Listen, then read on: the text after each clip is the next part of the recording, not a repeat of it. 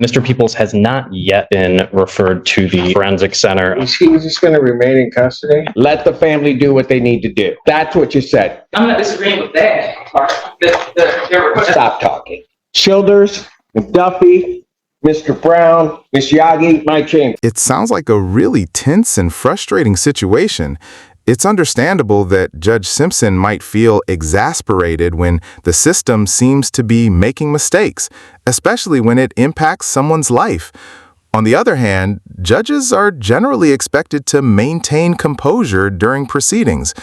It's a complex issue with valid points on both sides. What are your thoughts on what specifically led to the judge's reaction? State your name, Sam. Samuel Peoples. Your Honor, in file 1326, Mr. Peoples has not yet been referred to the forensic center. I've prepared an order, and we are asking the court to order a forensic examination in that case. All right, I will order a forensic examination without objection. On that case, what is my next date? Let's see now. Because has he already started the process? I don't believe he's been interviewed, Your Honor. The competency hearings on those matters are October 30th. It's just last week. That was last week. All right. So set a competency here, October 2025, 9 a.m. All right. What are we doing on the other cases? Your Honor, in the bond violation matter, we'd ask to continue our plea of mute at this time. That bond violation arose from the charges he is now facing in the felony case 1326. Well, it also arose with Ted. Which is charged as a felony, Your Honor. Sergeant.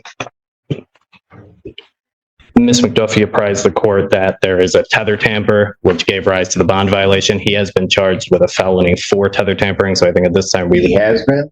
He has, yes, Your Honor. That's the new one. There is an error on the complaint. We are having that amended. It should be a general tamper versus a category that's specific. Yeah, this is wrong. Okay. All right. So we would just ask to continue our plea of mute and continue these cases to the competency hearing on. So is he just going to remain in custody? Your Honor, he's working with a social worker. We are asking, or between now and October 30th, we are hoping to file a written motion. I think something substantive that gives the court a better idea. What's the objection in releasing? I mean, the thing is that as I understand the cut on the tether, he cut the tether, but he didn't go anywhere. Or I'm saying, yeah, worse, he cut the tether. I'm not. But he didn't go anywhere. He was right there when they went to go get him. That's my understanding as well, Your Honor. If the court would consider it, then I'd ask that he be released back to home confinement. I had a lot of anxiety. Response? Your Honor, obviously we had an extended conversation about this at bench at the last hearing.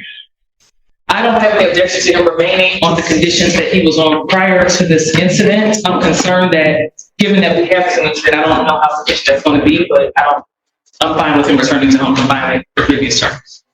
Mr. Peoples, if I let you go back home, you're going to cooperate and do the right thing? Yes, Your Honor.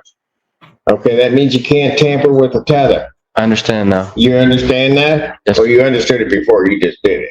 I had a moment of anxiety that led to a freak out. Yes. And I felt like I needed to get it off me because it was claustrophobic. And got it. Yes. I hear you. Okay. All right. Here's going to be part of the issue. I don't know if there are funds available to try to deal with the payment for that strap.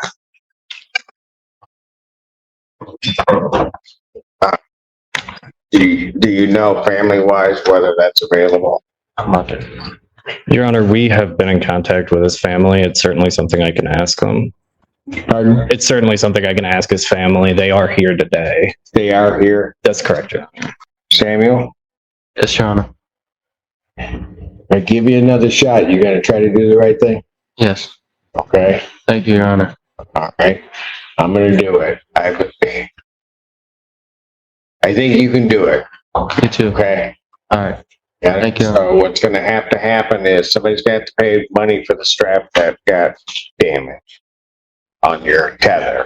Understand. I'm gonna reinstate your previous bond where you were previously at home, right? Mhm. And then, they'll have to do that because you don't have a tether on now, right? That's correct. Okay, so they'll have to fit you with a new one prior to your release. It sounds like you're highlighting a really important aspect of the judicial system, the balance between compassion and upholding the law.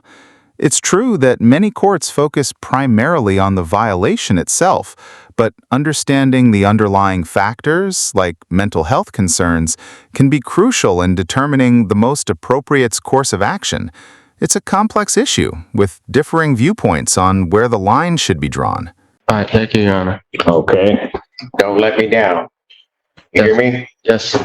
Yes, sir. Your Honor, may I add one thing? After consulting with Mr. Peoples' family, they are asking the court if Mr. Peoples has any kind of crisis or something like that, if he can be transported to Trinity, Ann Arbor, without necessarily violating a confinement order. I know it's tricky to do, but they can alternatively contact me and I can talk to the tether agent if that arises. Response. We addressed this, I think, in the last hearing. If Mr. Peoples needed to get seek help at a hospital, that wasn't going to be an issue regardless. He would just they would simply need to notify community corrections of what happened and where they are. And if there were any sorts of deviances from the home confinement zone, I think that was the plan, which was to immediately notify community corrections office, so that the court would be apprised of what was happening. But the tether conditions, I believe, also remain the same.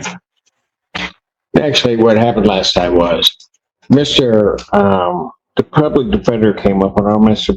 Peoples' behalf with a communication from CMH and a request, I believe, from his family that they're aware of certain triggering events for Mr. Peoples.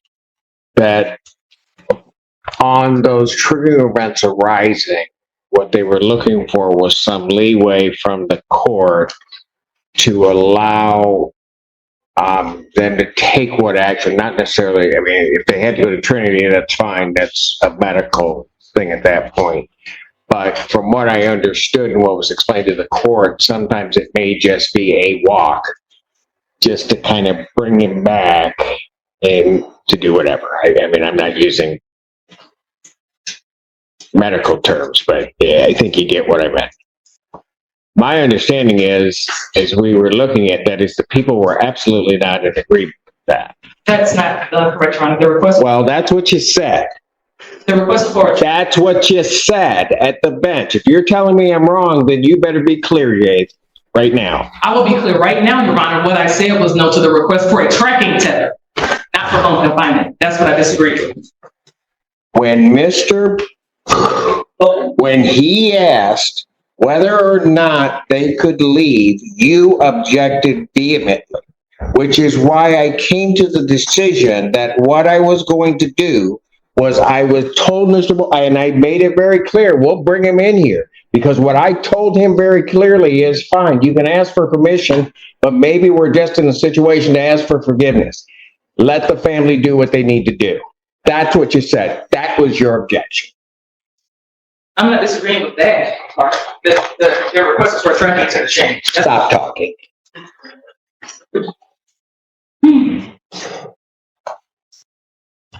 You huff one more time and we're going to have a problem.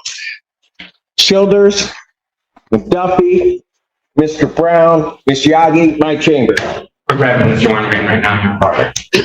Your Honor, I'm very familiar with Mr. Peoples' case if the court wants to proceed. All right. Ms. Douglas is now here on behalf of people on this one. So I think we can finish this up. What here's what I'm doing. His new case had $100,000 bond. I'm going to make his bond in his new case match the bond with the conditions in his other case, so that he can be released, because otherwise he would be held on that.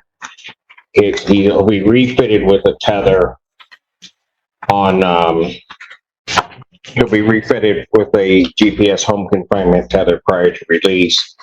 My understanding is family can pay the $175 to community corrections, so they'll get that paid, and all prior conditions are reinstated. And then we need a new date, so when do we? Your Honor, my request. Well, I got the confidence, it's actually gonna be October 30th. Okay. It's gonna be our day, so, all right. Thank you, Your Honor. May I provide the court with the order to undergo a forensic? There hasn't been enough on this case yet, Mr. I'm Now not. go ahead. May I approach? Yes. Thank you. What is this? No, that's Thank the you. order on the other case, I'm sorry. Might be tomorrow, but as soon as they put the feather on you. Okay, sounds good. Okay. Anything else on this matter? Nothing from the defense, Your Honor. All right. And Samuel, you told me you're gonna do it, right? Yes, Your Honor. All right. Okay. Thank you. It sounds like you're highlighting a significant issue with the approach to mental health in the criminal justice system in this case. You feel that prioritizing locking someone up over treating their mental health needs is ineffective and ultimately leads to a revolving door of incarceration. You also noted the judge's particularly calm anger, suggesting a strong sense of disapproval of the situation and raising the question of whether the system is always reliable in ensuring justice.